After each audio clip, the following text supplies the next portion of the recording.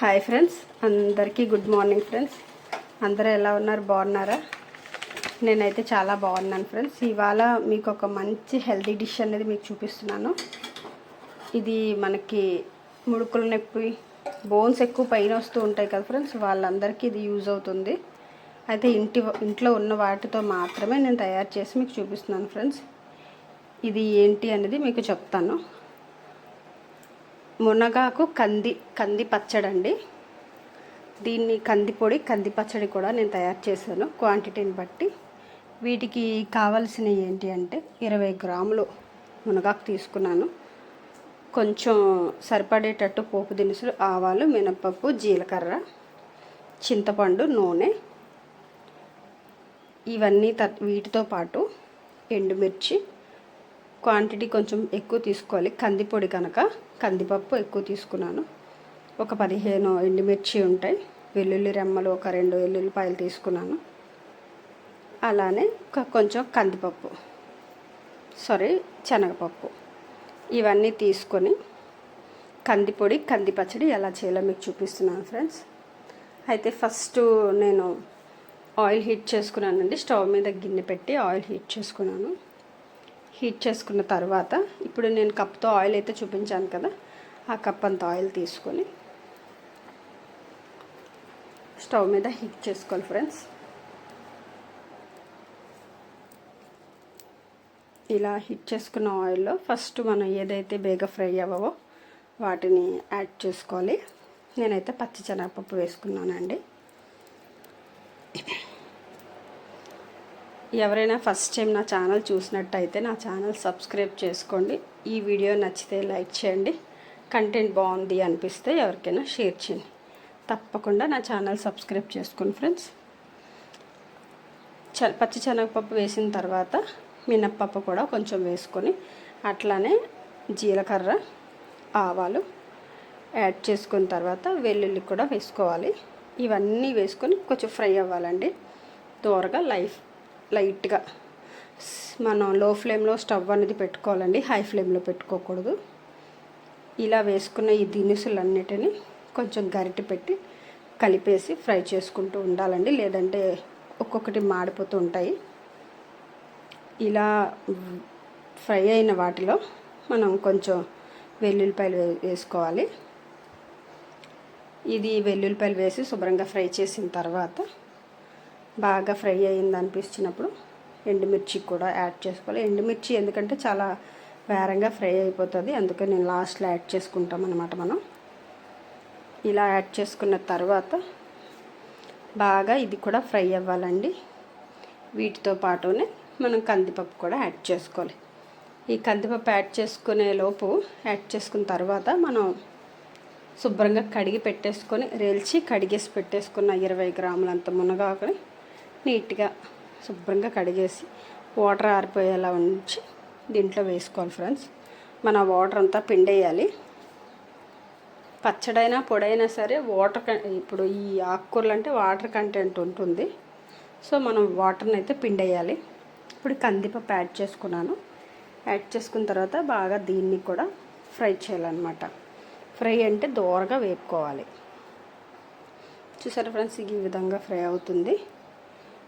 బాగా ఫ్రై అయిన తర్వాత కడిగి పెట్టుకున్న ఈ మునగాకుని శుభ్రంగా మనం పిండేసి ఒక బౌల్లో తీసుకొని ఆ మునగాకుని అందులో యాడ్ చేసుకోవాలన్నమాట.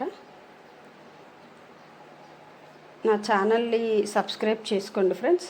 మీకు ఇది మంచి హెల్తీ ఫుడ్ అండి. ఏంటంటే టిఫిన్లోకి బాగుంటుంది కందిపొడి పచ్చడి. నెక్స్ట్ ఏవైనా సాంబార్ చేసుకున్నా కూడా కొబ్బరి పచ్చడిలో ఈ కంది పచ్చడి చాలా టేస్ట్ ఉంటుందండి. టేస్ట్కి టేస్టు, ఆరోగ్యానికి ఆరోగ్యం ఉన్న ఈ కంది పచ్చడిని మీరు కూడా ట్రై చేయాలని అనుకుంటున్నాను. మునగాకు చాలా హెల్త్కి మంచిదండి. అయితే ఇప్పుడు అది ఫ్రై అయిన దినుసుల్లో మనం ఈ మునగాకును కూడా యాడ్ చేసేసుకున్నాము. యాడ్ చేసుకొని మొత్తం కలపాలండి. ఇది కూడా అందులో మిక్స్ అయ్యేలాగా కలుపుకోవాలి.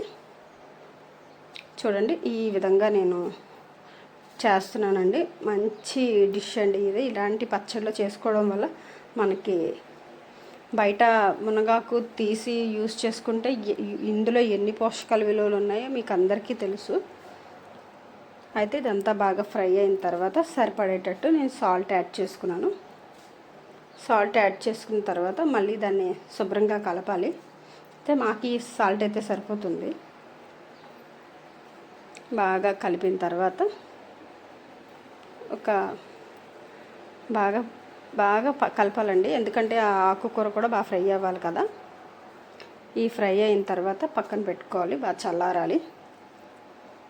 ఆ చల్లారుతుంది అన్నప్పుడు కొంచెం చింతపండు గడ యాడ్ చేసుకొని మనం దీన్ని బాగా కలపాలి. చూసారా ఫ్రెండ్స్, ఇలా కలిపిన తర్వాత దీన్ని మనం స్టవ్ ఆఫ్ చేసేసుకోవచ్చు ఫ్రెండ్స్. ఈ విధంగా వచ్చింది కదా, చూసారా. ఈ చింతపండు వేసే ముందు మాడుతున్నట్టు అనిపించి నేను స్టవ్ అయితే ఆఫ్ చేసేసాను ఫ్రెండ్స్. ఆఫ్ చేసి కొంచెం చల్లారిన తర్వాత చింతపండు యాడ్ చేసి మళ్ళీ స్టవ్ ఆన్ చేసుకున్నాను. ఇప్పుడు చూసారా ఈ విధంగా చింత, అది కూడా లో ఫ్లేమ్లోనే పెట్టాను. వీటిని ఒక పక్కగా తీసేసుకొని బాగా చల్లారబెట్టి మిక్సీ బౌల్లో వేసుకోవాలి. చూసారా ఫ్రెండ్స్, ఇలా కనిపిస్తుందా. వీటిని మనం మిక్సీ బౌల్లో వేసుకొని కొంచెం ఫ్రై కొంచెం పచ్చడి నేను చేసుకున్నాను.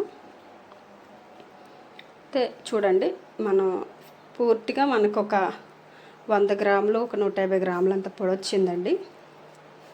అలానే పచ్చడి అయితే కొంచెం వాటర్ వేస్తాం కనుక నిలువ ఉండదు. పొడి అయితే ఎక్కువ రోజులు నిలువ ఉంటుందన్నమాట. ఈ విధంగా వేసుకొని మిక్సీ పట్టేయాలి. మిక్సీ పట్టిన దాన్ని మీకు చూపిస్తాను ఇప్పుడు. మంచి హెల్తీ ఫుడ్ పనికిరానివి అనుకుంటూ ఆ మునగాకు అలానే ఉంటుంది, మనం పక్కన పెట్టేస్తాం. అటువంటివి వేసుకుంటూ చేస్తే టేస్ట్కి టేస్ట్, మనకి ఆరోగ్యానికి ఆరోగ్యం. తప్పకుండా మీరు అందరూ ట్రై చేయాలి. ఈ పచ్చడి కంది పొడి ఎలా ఉంది అన్నది మీరు నాకు కామెంట్ చేయండి. ఇప్పుడు మనం పోపు కోసం ఆయిల్ హీట్ చేసుకోవాలండి. పక్కనే పచ్చడి అయిపోయింది కదా, పచ్చడి కూడా రెడీ చేసుకున్నాను ఫ్రెండ్స్. ఇప్పుడు ఈ పోపు కోసం కొంచెం ఆయిల్ హీట్ చేసుకొని దాంట్లో 2 వెల్లుల్లి రెమ్మలు, ఒక 2 ఎండుమిరపకాయలు, అలానే కొంచెం పోపులో జీలకర్ర వేసుకొని ఫ్రై చేసుకున్నాను ఫ్రెండ్స్. ఈ ఫ్రై చేసుకున్న ఇది బాగా డిప్గా ఫ్రై అయిపోతుంది కదా. ఈ ఫ్రై అయిపోయిన దాన్ని మనం రెడీ చేసుకున్న పచ్చడిలో వేసేయడమే. మీ అందరికీ ఈ వీడియో నచ్చిందని అనుకుంటున్నాను. నచ్చితే తప్పకుండా లైక్ చేయండి, నా ఛానల్ని సబ్స్క్రైబ్ చేసుకోండి. మళ్ళీ మంచి వీడియోతో నేను మీ ముందుకు వస్తాను friends. Bye bye. Thank you for the watching. చూసారా ఇలా వచ్చింది.